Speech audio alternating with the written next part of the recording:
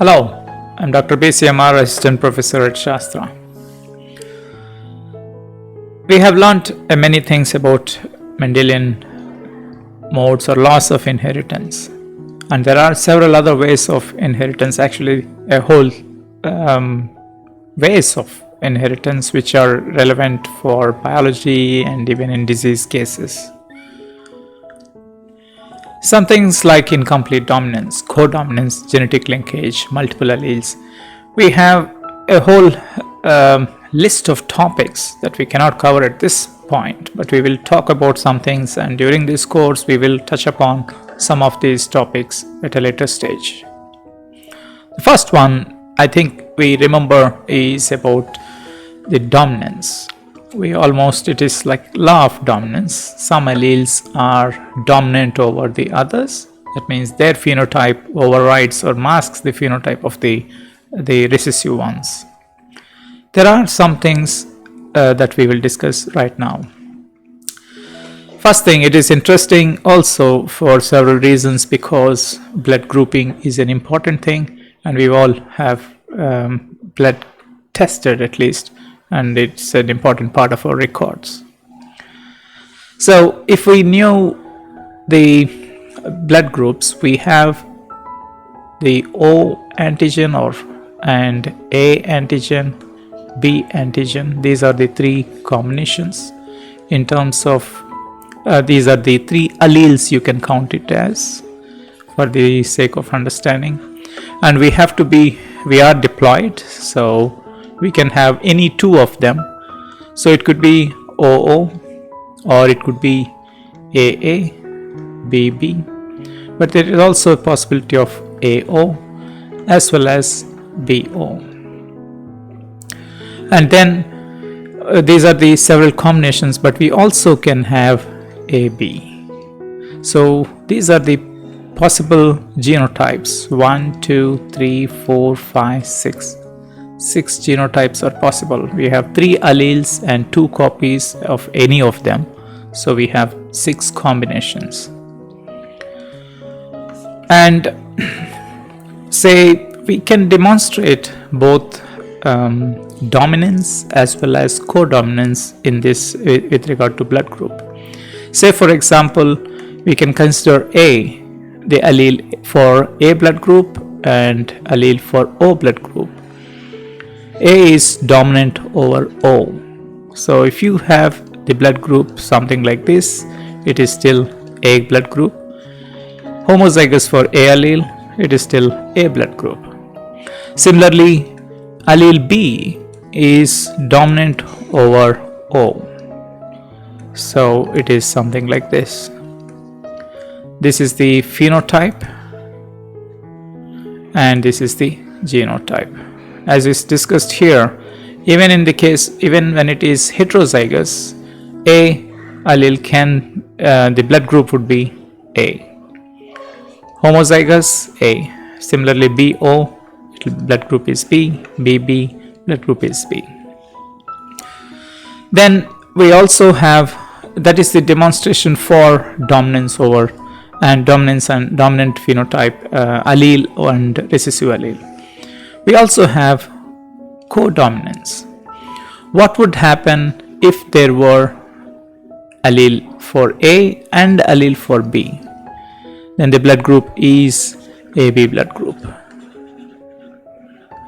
So both the phenotypes for A as well as the phenotypes for B are exhibited, and therefore the blood group is AB. They both are dominant, so you call it as codominant because both the alleles are visible. So it also brings us a little bit of nice way to see in terms of genetics. This individual male is AO and the female is BO, and then we can see several combinations. When the gametes form, the gametes could be A or O, and here the gametes could be B or O, and then there could be several ways of how they can fertilize. Say for example, AO is possible, and this and this can they form fertilize. Similarly, AB, BO, and OO. All the possibilities are, it is probable that they can have any of these blood types. So using this, we can make some problems based on that.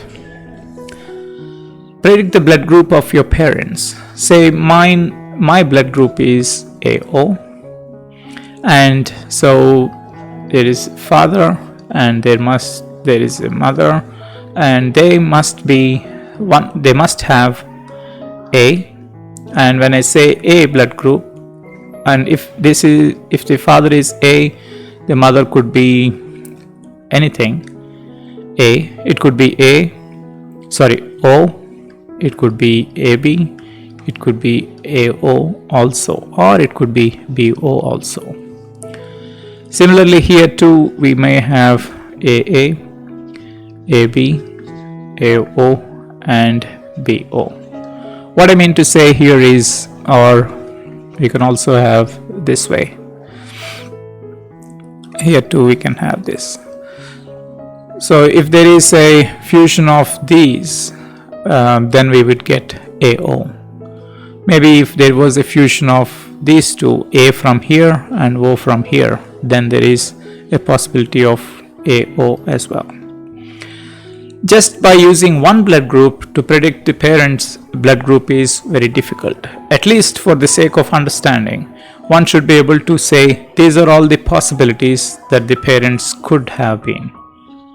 Right? That is why it is difficult just by using one. If we have considered all the blood groups of our siblings, can we predict what is the blood group of our parents, or eliminate some of the combinations or possibilities here, so that we can narrow down to what the parents' blood group could be? That will be interesting to find out. You may want to try it out at home.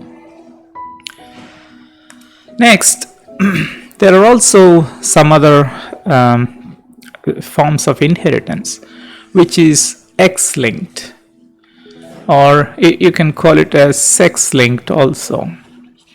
We have two chromosomes. We have 22 allosomes or chromosomes, normal ones, and one sex chromosome. Because we are diploid, males have X and Y, females have X and X. This is a female and this one would be a male. So the determination for sex would be the presence of Y chromosome in the diploid state. So what would happen if there is a mutation on the X chromosome? Right? If there is an X chromosome and there is a mutation in that, then their pattern of inheritance would be much more different. Say for example here, X-linked and dominant.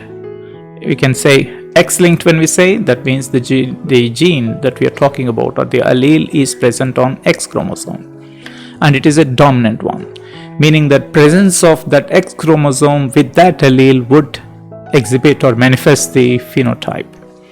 Let's see, here is a X chromosome, unaffected father. The allele present here is functional. The mother is having two X chromosomes. One is functional, the other one is not functional, and she is affected because at least presence of one allele here was enough to manifest the pathology there. So she is affected. So if we see the progeny and of all the possibilities, we may have X from here and X from here, which would give rise to a female and a female. If the affected X chromosome is inherited, then the daughter will be affected and will be similar to that of the parent. Whereas if the normal X chromosome is inherited by the daughter and one X chromosome is coming from the father, so they both are functional X chromosomes or alleles there, so the daughter is unaffected. If it is a boy will have only one X chromosome and one Y chromosome, so the father will only donate here Y chromosome. X has to come from the mother, So if it is a normal X, then the son is unaffected, but if the X chromosome with the affected allele is inherited, then the son is affected. Similarly, we can also see X-linked recessive. That means to manifest, it should be the only copy present, right? That means, say here we have X chromosome, this is unaffected father, X and Y, whereas the carrier mother means recessive means just presence of one mutant allele is insufficient to manifest the disease. So the X chromosome here is present and it is functional, whereas this one is not so functional. In that case, its females are usually not affected. They will be completely normal or act as carriers, but never be completely affected. They usually affect the son, because if the son has only one copy of X chromosome, and if the X chromosome is the affected one, then the disease will be manifested in the affected son. So here is X-linked recessive inheritance. I hope that is clear. Then we have incomplete dominance, where the incomplete dominance is, say for example, here we have a flower and it is about red, that is the dominant, supposedly dominant phenotype, and here is the white flower, homozygous and homozygous. And if there was a cross between these two, the genotype would be capital R, small r, and we should expect that it should be red normally if R is the dominant one. But here the intermediate color would expect something like pink, which is a color between or intermediate to that of red and white, and that is dominance or partial dominance or incomplete dominance. That is what is meant by the incomplete dominance. Manifestation of a phenotype between two different alleles, contrasting alleles, is incomplete dominance. How is it different from codominance? Codominance, in case of codominance, both the phenotypes are manifested. In incomplete dominance, there is only an intermediate phenotype between these two contrasting alleles is present. If we look at the incomplete dominance, it will give us interesting understanding. Here we have parental generation. There is a assumed red color, and this is white, and this is the genotype, homozygous for white and homozygous for red. And in the F1 generation, all of them will be pink because they are heterozygous. So neither red nor white will be there, but in the colors in between is manifested. That is incomplete dominance. If we take the same F1 generation where the heterozygous progeny and cross between them, the genotypes are heterozygous as shown here, and we would now see that the genotype of the parental generation is manifested again here, because this is the flower here is homozygous for red color, and here it is homozygous for white color. The intermediate, the heterozygous one, will still manifest in the pink color. This is incomplete dominance, and when a question is given, we have to read the data should be provided to you, that whether it is dominant or incomplete dominant, these kinds of things, and then you will be able to predict the genotypes of the parents or the progeny, as the case may be. And we will discuss about linkage and little bit about mapping in the next video. Stay tuned. Thank you very much and have fun.